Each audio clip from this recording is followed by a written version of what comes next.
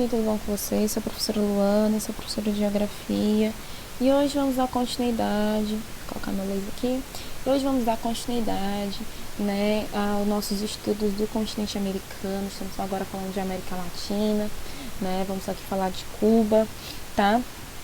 Cuba, né, que é uma ilha, né, localizado na América Central Insular, tá? Então, faz parte das Grandes Antilhas, como a gente viu nas aulas anteriores, né? Ela é uma antiga colônia espanhola que teve, né, sua colonização igual aos outros países da América Latina, né, baseada na exploração, com mão de obra escrava, né? Ela foi durante muito tempo, né, uma produtora de cana-de-açúcar. A sua economia hoje, né, é baseada na agropecuária, tá? E depois de conquistar a sua independência da Espanha, né, olha que linda essa fotografia, né? Depois de conquistar a sua independência, né, da Espanha, lá no final do século XIX, Cuba, ela foi controlada pelos Estados Unidos, tá? Controlada pelos Estados Unidos, o que dava, né, aos Estados Unidos o poder de intervir na política militariamente dentro dessa ilha, tá? E na época tinha um presidente, né, o líder, que se chamava, o líder militar que se chamava Fulgêncio Batista, tá?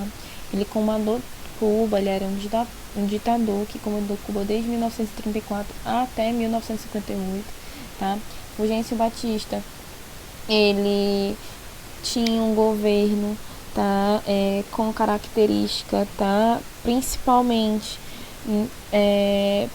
ele tinha um governo característico principalmente por deixar com que as empresas estrangeiras, né, retirassem muito lucro, tá, tivesse muitos investimentos, né, na produção açucareira também. Só que esse lucro dessas grandes empresas, eles não eram compartilhados com a população, que vivia em uma situação miserável, né? As terras produtivas estava na mão desses poucos indivíduos, né, ricos, né?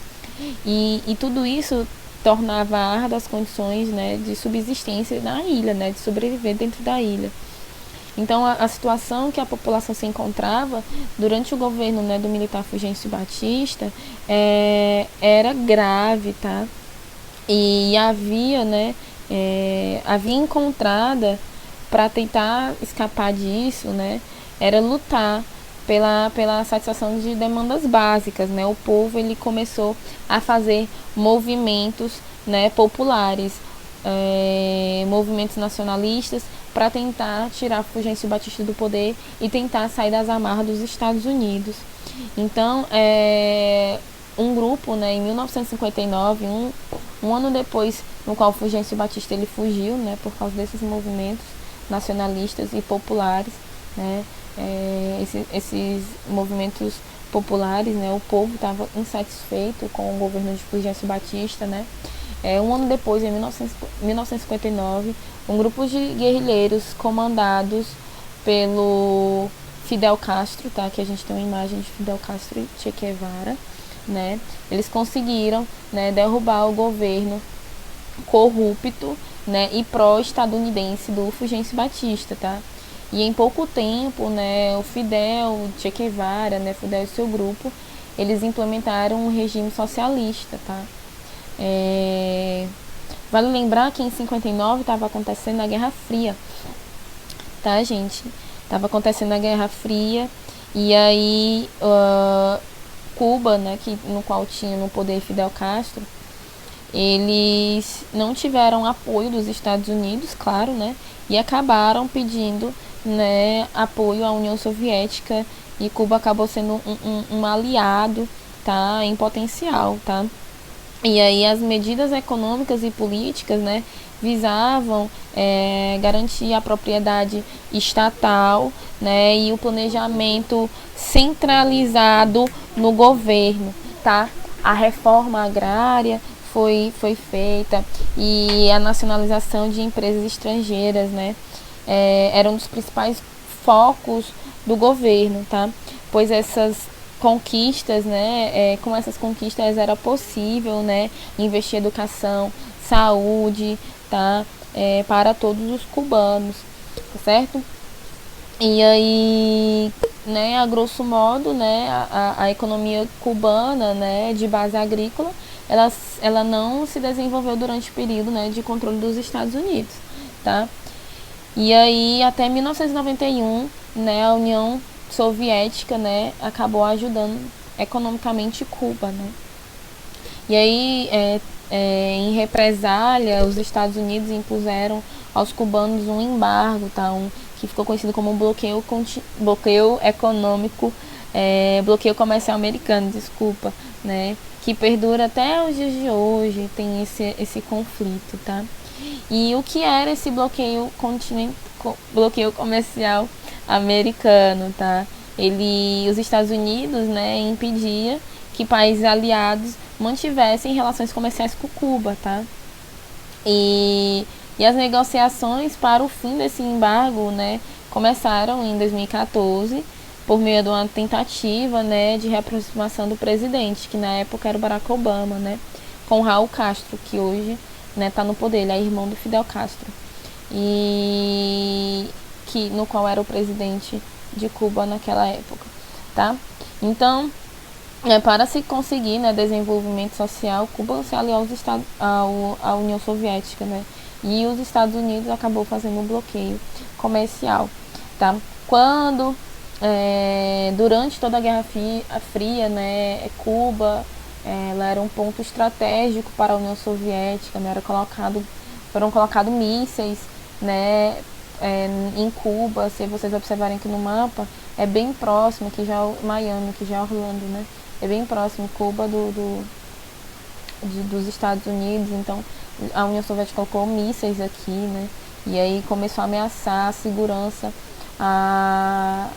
americana, e foi um dos poucos momentos no qual teve quase um confronto direto, né, durante a Guerra Fria, tá?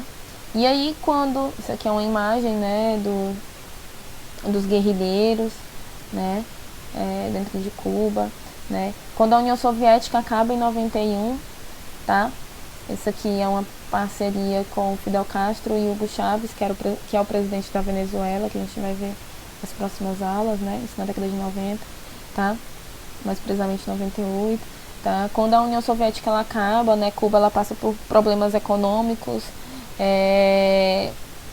passa por grandes problemas econômicos, principalmente com esse embargo econômico, né? E aí o governo ele não tinha mais condições de abastecer sua população com recursos básicos, né?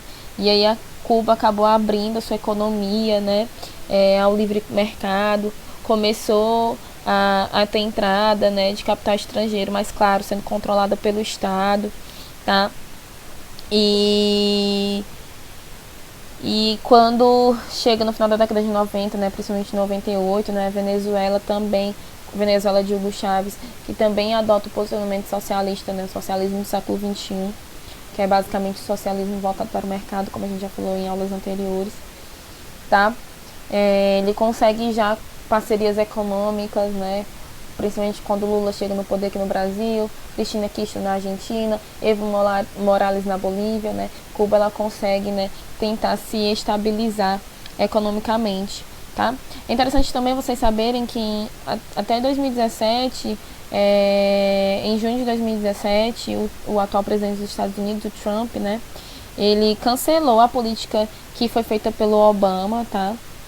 E meses depois, na ONU, votou o fim desse embargo, né? Então, os únicos países que votaram na Assembleia Geral foi os Estados Unidos e Israel, tá? Então, foi cancelado esse embargo econômico feito pelos Estados Unidos.